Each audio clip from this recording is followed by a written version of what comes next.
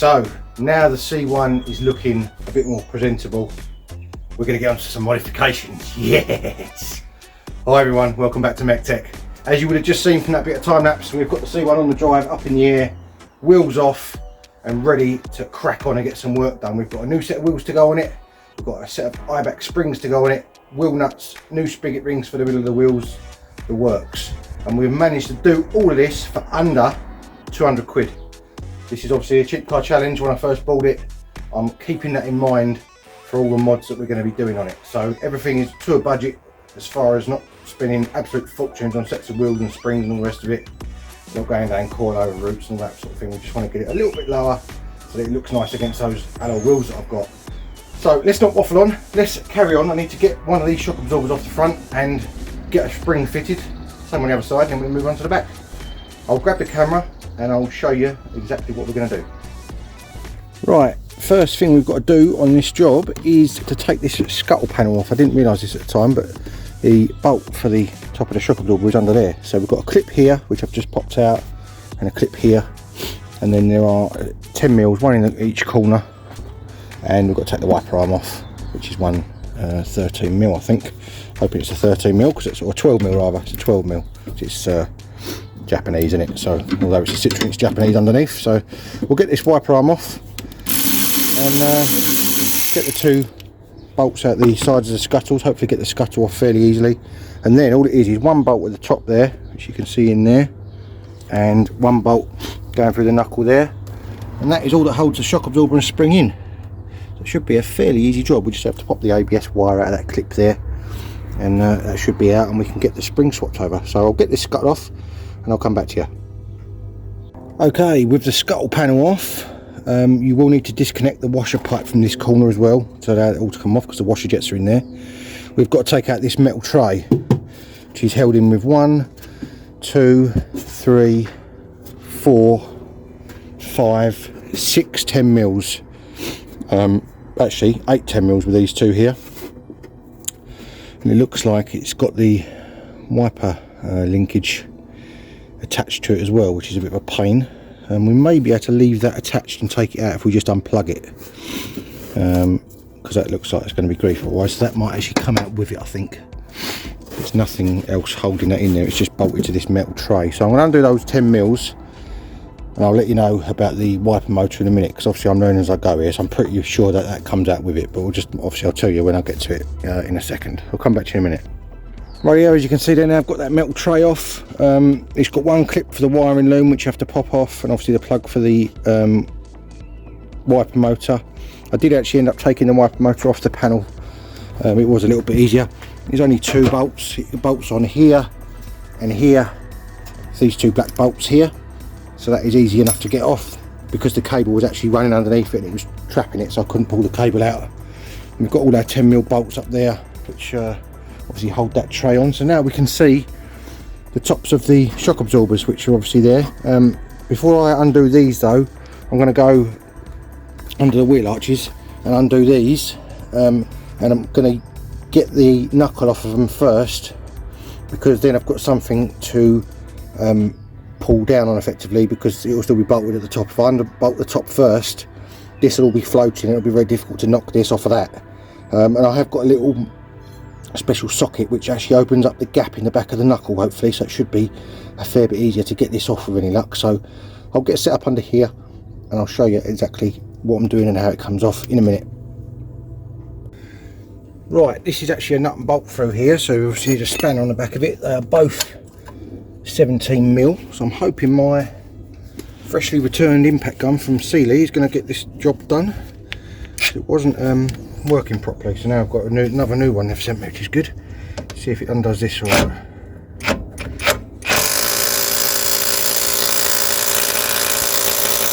Let's try and do the nut side instead of the bolt side, that might be better.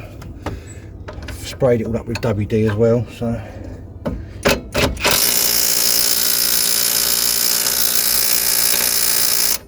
no, I don't want to know. Okay, I'll try with a, I mean obviously this has been on here since the car was new, so that was a bit of a tall order for that little gun. But we'll give it a go with an impact bar, a breaker bar rather. See how we get on with that. Oh, look at that. Straight away. Didn't even have to flinch. Let's see if the impact gun does it now.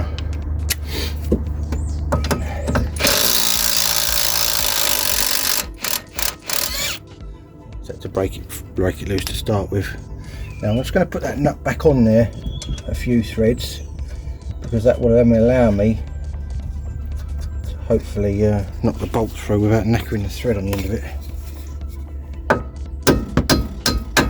Like that. That'll come out easier than I thought it was going to, which is good. Right. Let's get the old impact jobby on there and just spin that a little bit to get a bit of the corrosion off of it.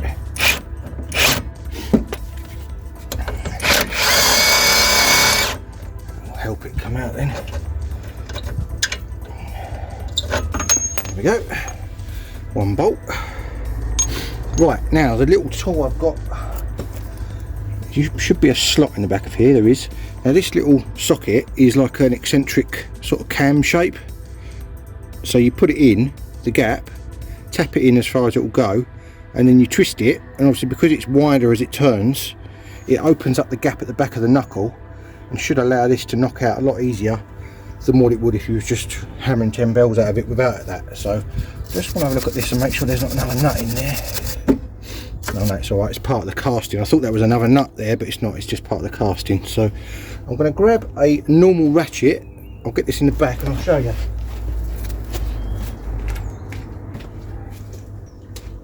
Hopefully this should make life a little bit easier. So I suppose you have to get it so it's in the gap at the back. Effectively you're just sort of wedging it in there really, but having said that, the gap on this knuckle looks as though it's too big for this to work, which is a shame. So we may have to go to the old method of hammering 10 bells out of it. Which is not ideal, that's a shame. Let me just make sure.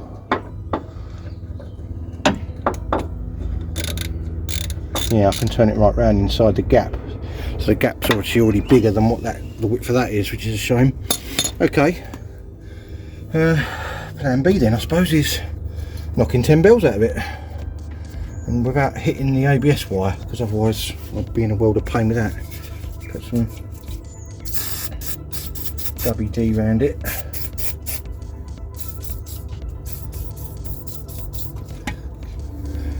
I heard it.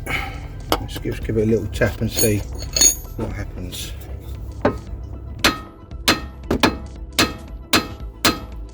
Is it moving? It looks like it's moving. That's not too bad actually.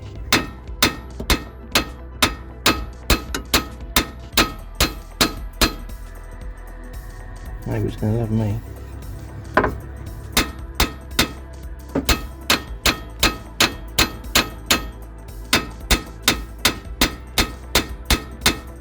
Shame that tool didn't work, because that would have made it so much easier. Just wondering if I can get a crowbar or something inside it to just knock it loose, make it a bit looser.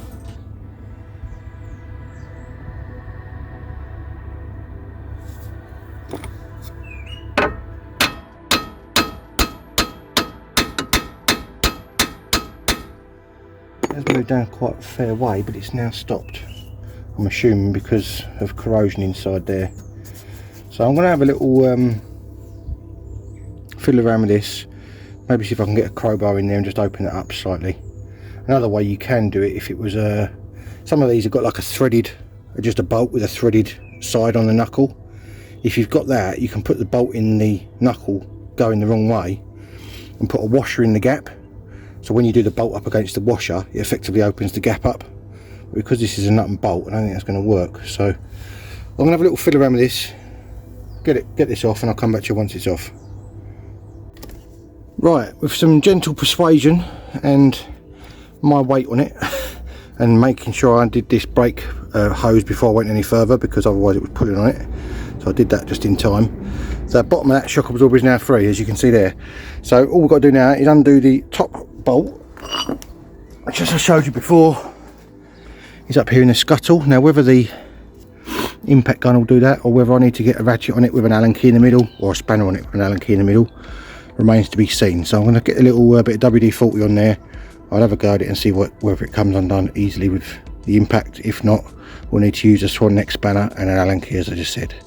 A swan neck spanner is basically a spanner with like an angle on the end of it, like a swan neck, and it'll allow it to fit inside there, and it'll sort of curve into the hole, if that makes sense. So it won't obviously slip off. I'm out of breath, so I'm going to go and see if I can get this undone. Right, the impact gun didn't want to know, so we've got our swan neck spanner. As you can see, it's got an angle on it like that, as I just said. It fits in there nicely. Just turn that to the side so you can see it a bit easier.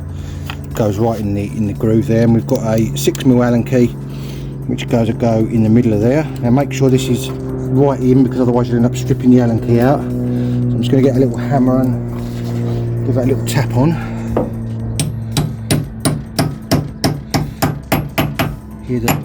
Hear the tone change. That's right in there now, so hopefully that won't slip. And all we've got to do then is use the Allen key in the middle, obviously, to hold the centre of the shock absorber still whilst we undo the nut. Now, let me just spray that with a little bit of WD before we have a go at it, just to give it the best chance. It's not usually that tight.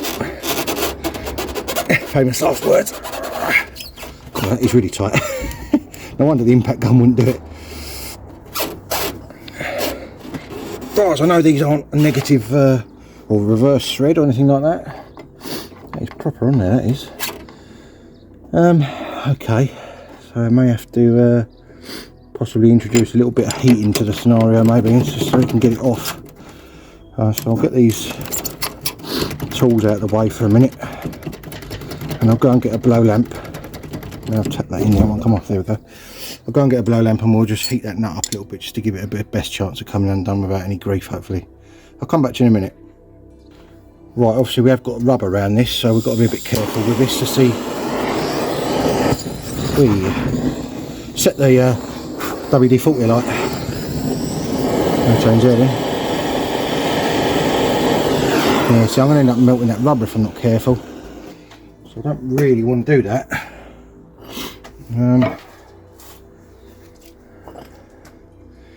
I suppose the other thing I could do is just try the impact gun on it for a little bit longer to see if it breaks the seal, because obviously the acting of the impact gun will obviously weaken the seal, hopefully.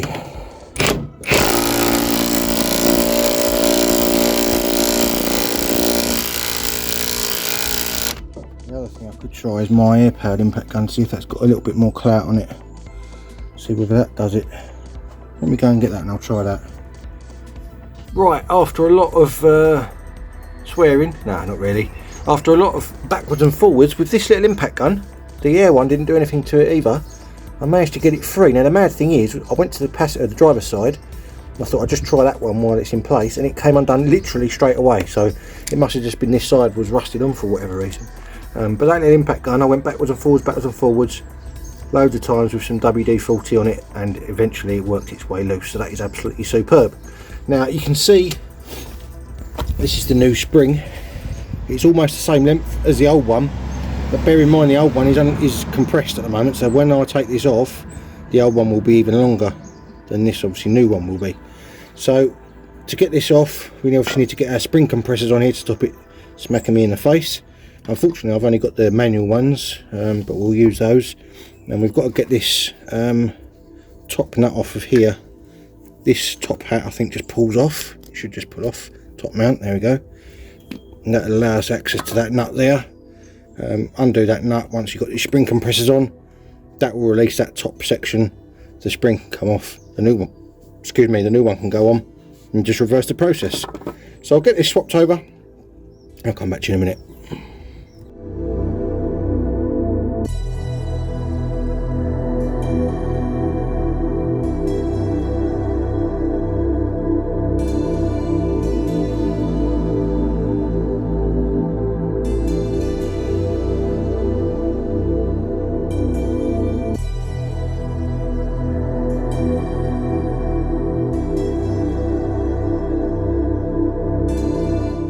Right, that little impact gun made easy work of that with those spring compressors. That's really good. As you can see, I just thought I'd show you the difference in height between the new and the old. You can see there's quite a bit of a difference. I think this is a 30mm lower set of springs. I'm hoping it is. I don't want it too low, otherwise I won't clear the speed humps. I just wanted to give it a little bit of sort of better stance than it did have. So I'm going to get this one fitted back on, reverse process of what I've just done, and then we can get it put back on the car. Let's carry on.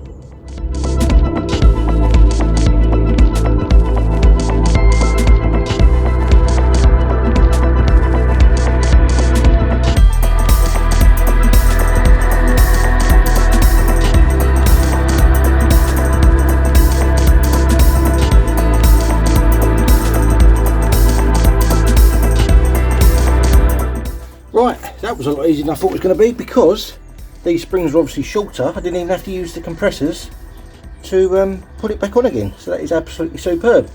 So that is now ready to go back on. And looks good. Now obviously you've got to make sure on the bottom there that this spring is in the stop, which mine is actually slightly off, so I'm going to have to just knock that round a little bit.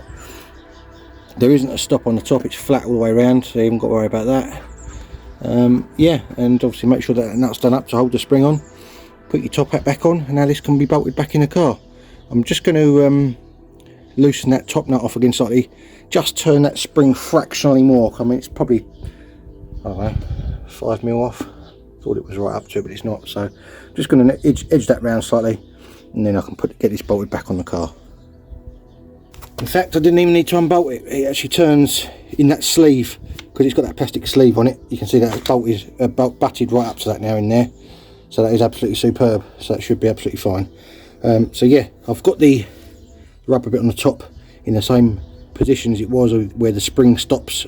You can see that little step in it. That's how it was before. So that is actually ready to go back on the car now. So that was not too bad of a job. I'm going to get that bolted back on, and then we can get the other side done. Top banana. Right, there we go. That is the shock absorber back in there. Now there's a little like sort of guide on the back of this shock. You need to make sure that goes in between the gap on the knuckle to obviously make sure that it's located in the correct position. I've got my brake flexi hose bolted back on. I've got my ABS wire clipped back in.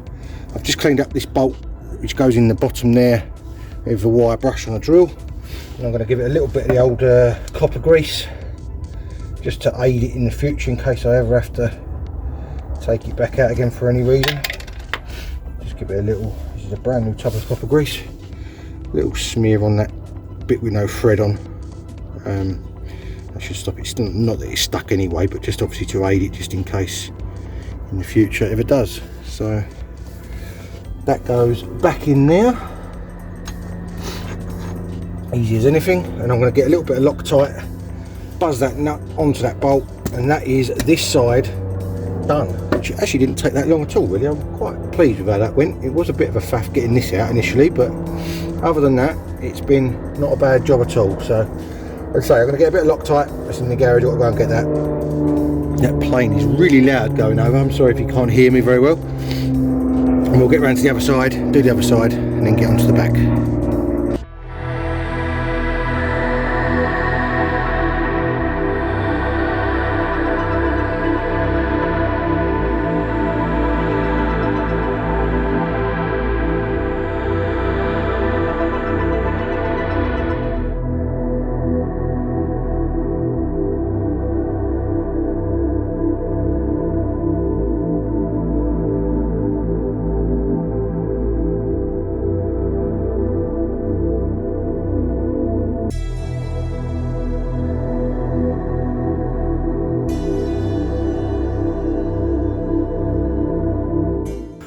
Right, I just thought I'd show you while I'm at this stage where the shock absorber is just hanging there.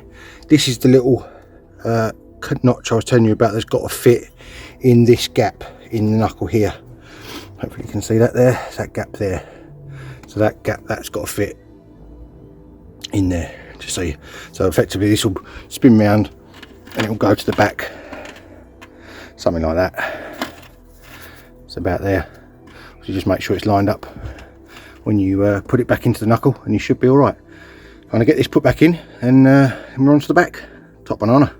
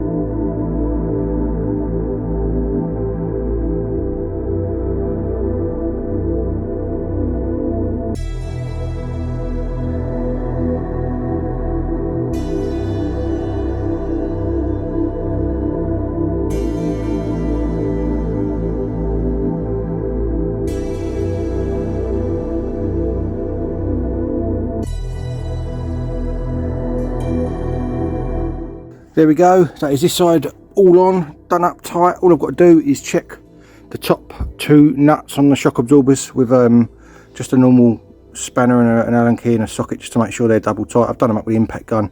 I'll just go over them to make sure they're tight, same as I did with these bottom bolts. I used a breaker bar and a spanner on those just to make sure they were double tight as well. So that is the front suspension lowered. How much by is yet to be seen, but we shall see when we lower it down. But that wasn't too bad a job. The worst probably bit of it was hammering those shock absorbers out and having to take all the scuttle off, but none of it's hard really. It's all fairly sort of simple on this car, which is absolutely superb. So I'm going to I'm not sure if I'm going to fit the new front wheels on the front. I suppose I should do really, because otherwise I've got to take them on and off twice. So we may get the new front wheels on the front, or new wheels on the front I should say, and then we'll move on to the back and obviously get the back lowered down and then put the new wheels on the back as well. Should look absolutely marvellous. Rightio, these are the wheels that I have managed to get. Now I've got a few little chips here and there where they've been painted and not been done particularly well, but for now they're a lot better than skinny wheels with wheel trim, so we're going to leave them for now. They can go on as they are. These are 7x15 and I think they are, what size are they? 195 50/15 tyres. They are made by a company called MEC-TEC, made in Germany, so hopefully they're going to be decent quality. Now you can see on this one I've cleaned up the centre here and I've put one of these plastic little spigot rings in there to make that the same size as our hub on the car. That's the idea of that, so that it doesn't solely rely on the wheel bolts. So let's get this offered up, see what it looks like. Hopefully these spigot rings will fit, because I haven't tried these yet, so they're quite tight. Oh. Very tight in fact. I'm not sure that's going to go on there, you know. I've got these obviously on the old internet and I measured them the best I could. Whether they're the right size or not, it doesn't look like they are. I did have to give them a slight file to get them inside that wheel, so I wonder if I have to do the same on that inner edge in there. Just give them a little file just to take the most minuscule amount off of that to allow them to fit over. So I might do that and I'll come back to you and see how we get on. Right, it is the next day. I ran out of light last night. As you can see, I've been working on getting all the scuttle and everything back on there again. The metal obviously trim underneath there, or tray underneath there, just bolts on with all those 10 mils, 2 10 mils for the wiper motor, and then the scuttle panel, which unfortunately is now a bit broken where it's come on and off and the clips haven't gone back quite right, are obviously clipped on there with these 2 new clips that I've put on either side, one either side. So that's all back on. The wheels are on. I had to shave those spigot rings down slightly with a belt sander just to make them very slightly thinner, but I don't think these are going to work for the car because they are that little bit too wide and they do rub on full lock, so I don't really want to be starting to have problems with clearance and stuff like that. So I think for the minute I'm going to have to put the normal wheels back on, which is a shame. I've had these in the garage for absolutely ages and was really waiting until I lowered it to put them on, but it looks like, although they look absolutely perfect from the outside, they do touch on the inner wheel arch when you're on full lock and if you're going over bumps and things.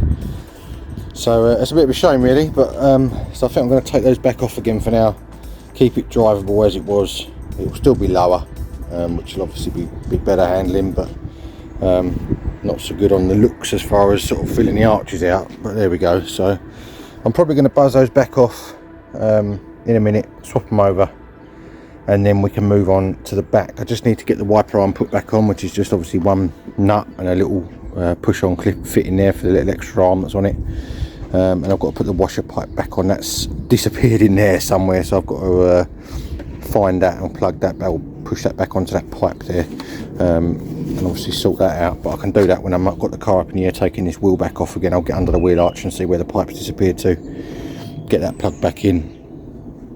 So yeah, it looks like I might be on the hunt for another set of wheels. So if anyone out there has got a set of nice alloy wheels for a C1 that aren't a fortune, that will fit without rubbing, I may be in the market for some. So let us know if you do, put it in the comment section below or whatever, and we might be able to do a deal. But yeah, so right, let's I'm going to finish this off on the front with a wiper arm, and then we'll get onto the back and get those back springs on. They should be a lot easier than the front, because I think all I've got to do is undo the shock absorbers, drop the rear axle down, put all the springs out and put the new ones in, it should be done. So make it sound so easy. I bet it won't be that easy though. So let's carry on. Right, I've got the front wheels back on to the originals again for now, until we can find some other alloys that fit a bit nicer. And we've got the back up in the air, as you can see. I've got it on axle stands on the actual body under, or not body, but the sort of chassis part of the body under there. And what the idea is on the back here is that I'm going to undo the shock bolts there, and then that will allow, I've got a jack underneath the axle at the moment, that will then allow the axle to drop down low enough that these springs should just fall out, because as you can see there's nothing in the middle of them. So that is the plan. I'm going to do that, and hopefully it will just be an easy job of lowering it down, taking those ones out, putting the new ones in, jacking it back up again, and then putting the bolts back in the shock absorbers there. That is in my head how it's going to work. Whether it actually does or not will remain to be seen, but we shall see as we progress on. Looks like there's a little bit of corrosion starting on that spring there, so it's probably a good thing we change it anyway, rather than it snapping and all going wonky as you're going up the road. So there we go. Let's get you set up on a tripod and see if we can get this lowered down and see what happens. Right, I believe this is a 17mm nut here. Let's have a little look and make sure. Nope, it's not. It's a 17mm nut on that side. It looks like a 15mm on the other side. So I'm going to go and grab the right size socket, and we'll see if we can crack these loose. Right, it is actually a 14mm socket on that side, so let's see what happens with this. I'm going to choose a breaker bar to start with, just to see if it comes undone. Oh yeah, it's not too bad. Yeah, I'll get it slightly looser and the impact gun might take over then.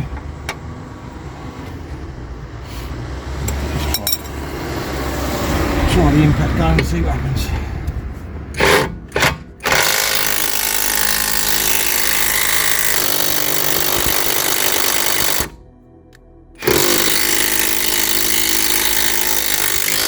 Just go backwards and forwards a couple of times to make sure it gets all the crud out the thread.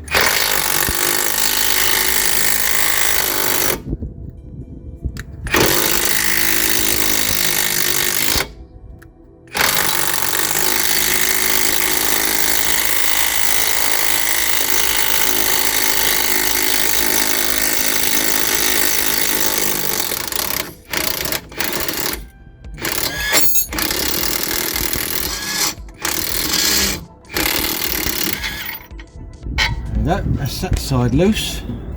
You would have seen that just spring down, so it looks like my idea with the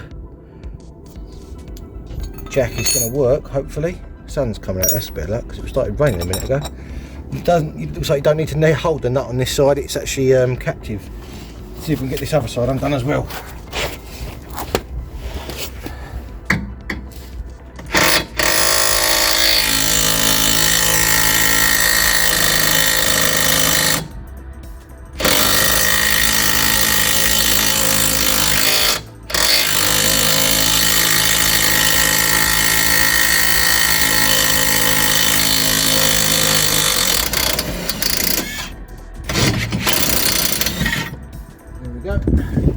Those two undone. Now in theory, hopefully you can see this on camera, I'll let this down now, should allow those to spring out.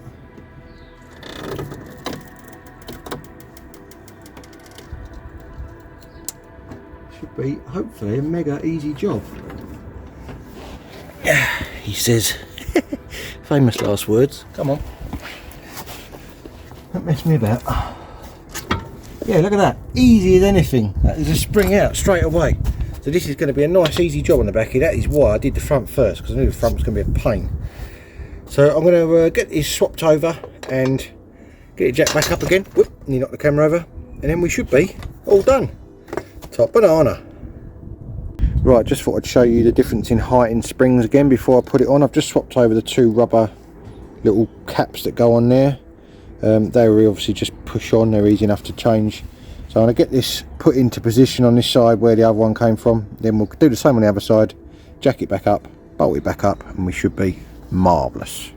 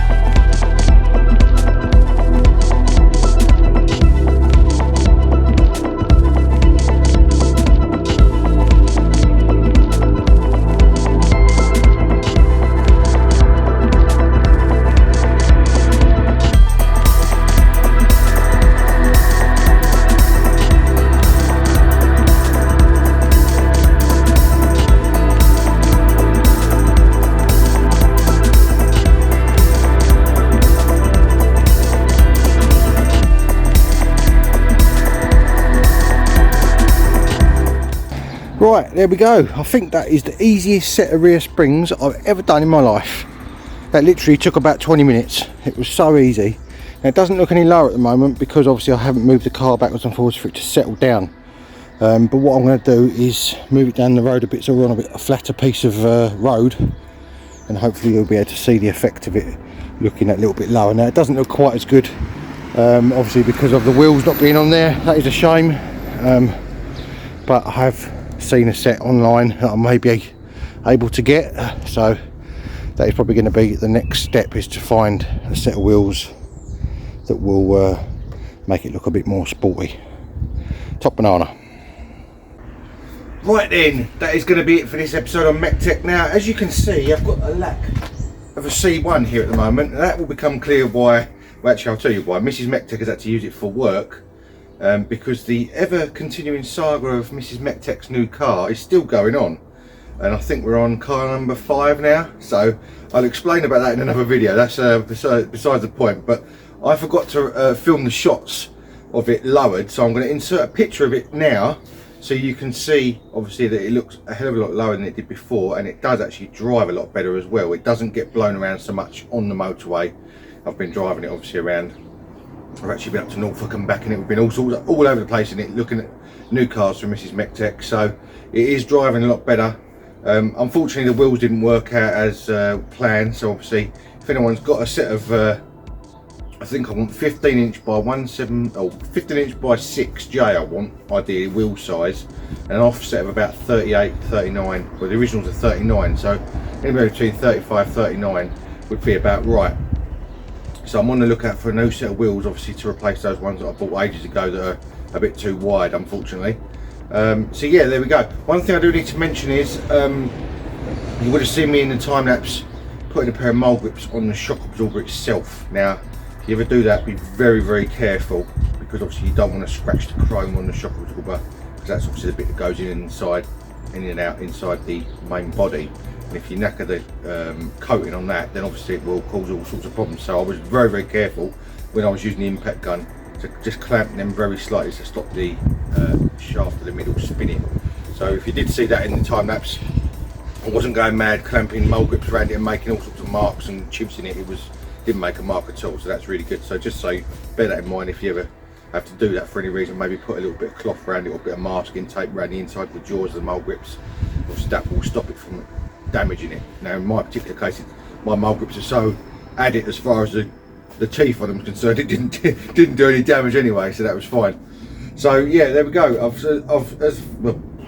Can't talk. The car is all lowered, obviously, as you would have seen. It's all driving lovely again. Now if you're watching this video on the Friday, which is actually coming out tonight, I will be at the Practical Classics Restoration Show tomorrow, which is the Saturday. So if you see me there, say hello. I'll obviously have the MEC-TEC shirt on, so you'll be able to recognise me if you're behind me or whatever. So yeah, I will be there with my old mate Dan. We're both going up there tomorrow for a wander about. Obviously remember to look me up on Instagram. I've got MEC_TEC 1985, and I have got Facebook as well, MEC-TEC, for little sneak peeks during the week of what I'm up to. And all that's left me to say is thank you very much for watching, and if you want to join me soon for more automotive adventures, I'll see you again next time. Cheers guys.